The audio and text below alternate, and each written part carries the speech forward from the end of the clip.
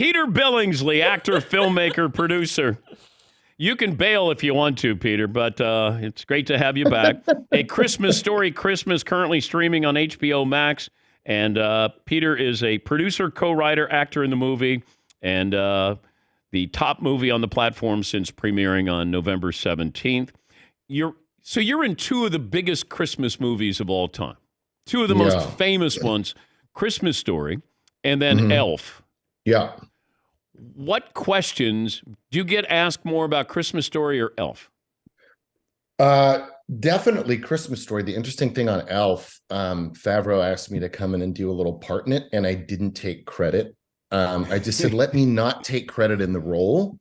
And so it's been fun to see people realize that I'm in Elf and they make this connection. And then they're like, well, why didn't you take credit? And I said, well, it's kind of more fun to see your face like this now when you realize it. What question do you get about Christmas Story? Well, I'll tell you, for me, Dan, it's nice to be back with you because it actually, I think this is our third time. It doesn't really feel like the Christmas season for me personally until I get a chance to talk to you. You're like the Christmas Story whisperer for me. Thank you. You've pulled out a lot of good stories. I think probably most is it's more a statement, which is like people wanting me to understand how much the Parker family means to them and is their family. It's just like, you don't understand. That's my dad. That's my brother. That's my family. That's my life. And this film has touched on such a deeply personal connection. It's been 39 years, Dan, since we made the movie. But why do certain movies take on a life of their own long after, like a slow burn, Shawshank Redemption? I mean, yeah, for sure. I mean, did okay, I think, was Oscar contender, but then it's just one of those movies when you turn it on. Shawshank, I have the same reaction. If it's late at night and I turn it on, I'm like, damn, now I have to finish it. It's like you can't turn it off. But you're not in Shawshank, just to let everybody know. Correct. You're not. No, I'm not. Ralphie's in Shawshank. Yeah, exactly. But when you go back and take us back to when you first auditioned for Ralphie. So I'll tell you a funny story about that, which Bob Clark, the director, told me about. So as a kid at the time, I think I was around 11 years old. You get all these auditions, and it's kind of a circuit. You'd have many of them a week. You go and you read, and then maybe you get a call back. So I went to read for Bob Clark. You read your scenes, and I heard nothing. About 3 months later, I went up to do a screen test in Canada, where they do all this mixing and matching. And so I had to read for Flick and Schwartz and everybody else. And they do these chemistry reads. Oh, wow. And so all the kids learn their lines. And it's funny because they always say to you, now, don't worry if we tell you to leave early, it's not a bad thing. But we know that's not what you want. You want to survive to the end. And I got through to the end, got the part. Bob later told me and it's just how the schedule fell. I was the first kid he ever read. And he thought in that moment, oh my gosh, this is Ralphie. This is my guy. But I can't obviously hire the first guy that I read. So he went on a 3-month journey of reading and seeing kids, and it kind of led back to me. You have to wait 3 months to find out that you were the right person. Sometimes, yeah, it's just sort of the way it falls. And a lot of those auditions, you do them, then you figure, all right, well, that's gone. You just sort of move on. But nobody knew, Dan, at that time, about how these things take a life. This movie, it took 12 years to get made. Bob Clark, the director, had to throw his salary in to get it done. Nobody wanted to do this movie full of voiceovers set in 1940. It was not a sexy leap off the page script. How do you act with your eyes as Ralphie? Because your eyes are so important in telling the story, where you don't have to say anything as much as it felt like you were telling a story without saying anything. A lot of people have asked if, or even said, oh, those glasses, what a great idea. What a great prop. Look, I cannot see you now. I was born with horrible vision. I was diagnosed because I was a front row student without the front row student brain. The teacher said, I don't think he can see. Do you still have the glasses from Christmas Story? I do. I have some of those. Yeah. And I mean, these are even similar. So, but I think one of the things I love about Ralphie as a character, and one thing that we really pulled forward to the sequel, was that he's a dreamer, and he lives in his head. And so much of, and I think that's relatable. We all are. Whether we admit it or not, we fantasize about where our life could be, where we might want it. And by the same token, he's kind of a nightmare in the sense that he envisions things going horribly wrong. So he kind of lives in his head. So I think the expressiveness of the eyes comes out of the fact that he's in there, and all that voiceover, he's just constantly thinking. How long have you been sitting on trying to make a sequel? I've thought about it for a while, for sure. But it's been about 4 years that we've actively been developing it. And the kind of impetus was, it's, as I said, 39, it's a little now or never. I think we're not getting any younger. So to get the band back together, we had to kind of do it now.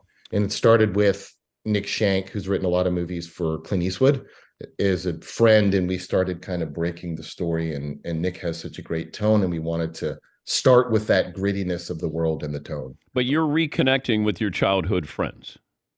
100%. Yeah. Ralphie's a father now. He's sort of an unsuccessful writer. So he's in a place where he's not really where he wants to be. And it kind of starts with the passing of the old man.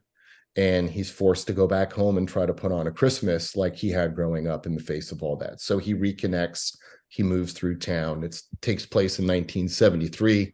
So we had to grow sideburns, which was nice. And I'll tell you, Flick, played by Scott Schwartz, won that contest. He's got some real solid muttons.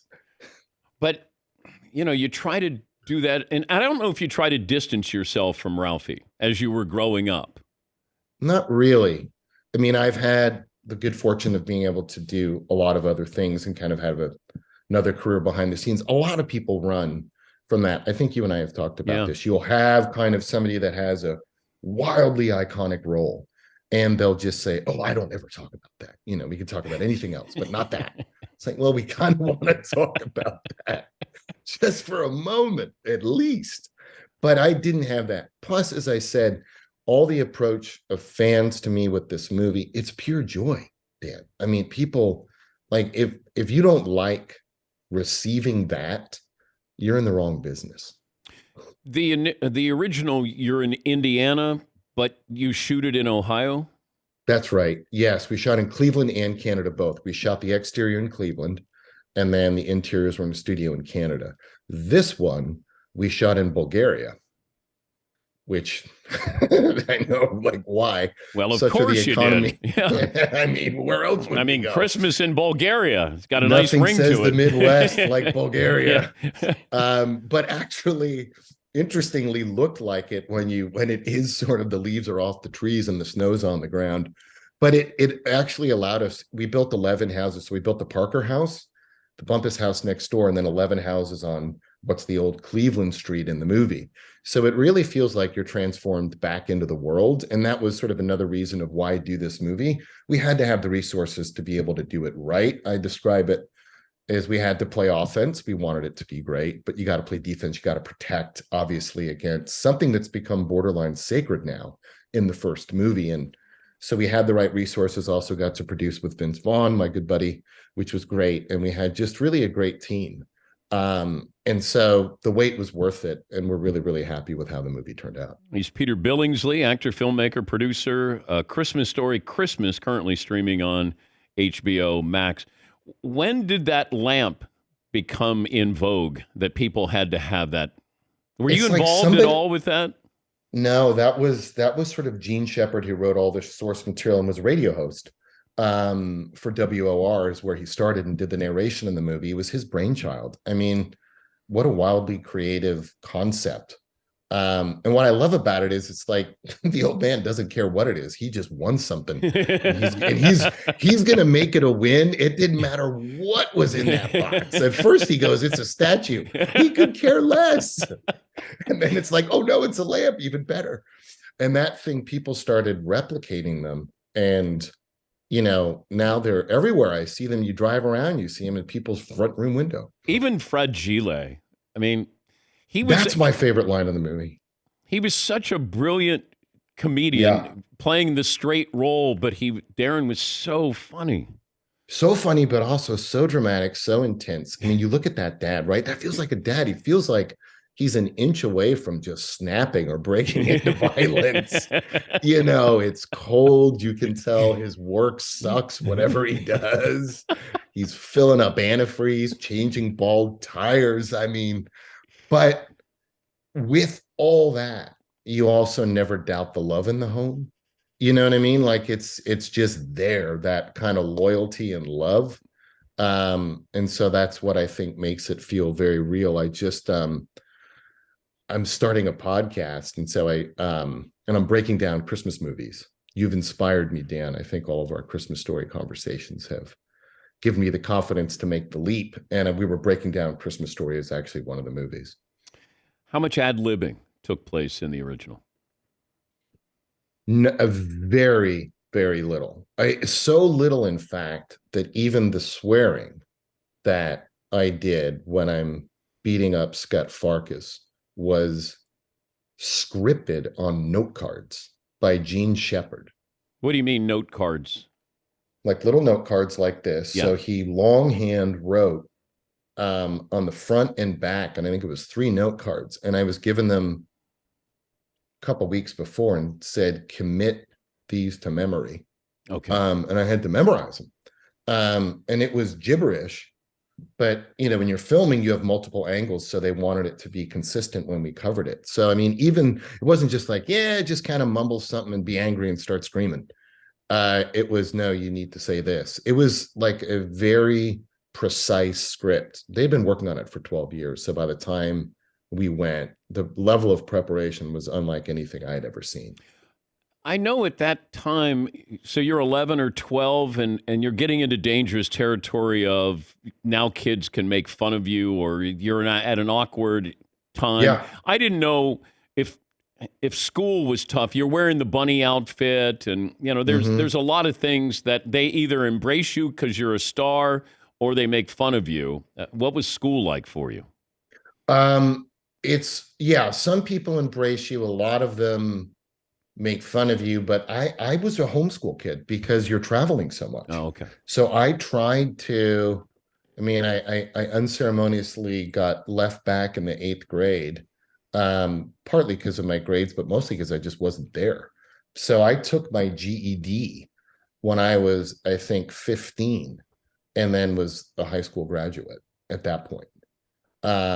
So it was really sort of a life of tutors, and classroom and, on-set school teachers, and then was doing homeschooling at home. I was traveling a ton. Oh, so that probably helped cushion it a little bit. You still have the BB gun. I do. Bob Clark, the director, gave me, I don't know, I might be the only original one. It has a nice plaque on it. And the other prized possession is, and this is the only one that was ever made, is the original bunny suit. And those are in a climate controlled vault that I keep. They're actually valuable now. Nobody thought. Yes. We just, you always take a little something, when they're wrapping out in the costume departments in disarray. You're like, oh, can I have this? Sure. You hung out with Vince Vaughn in the Swingers era, didn't you? Mm-hmm. What was? I met Vince in 1989. That feels like that's the real Vince Vaughn is who we see in Swingers. So many great sides to Vince, but for sure, just that charming, funny, great loyal friend who loves to go out and have a great night. And there's also no one better to get you out of a funk if you're in one. Yeah. He's just got a contagious energy. Is fun and was great at not taking no for an answer. You didn't take no for an answer because you got the sequel made, and it's great to talk to you again. Always great to reminisce there, and thanks for joining us. Yeah, thanks, Dan. Always good to see you. Merry Christmas to you. Yep, you too, Pete. That's Peter Billingsley. Thanks, pal. Actor, filmmaker, producer, A Christmas Story, Christmas, and also has a podcast, Cinematic Journey, on Spotify, which focuses on holiday films.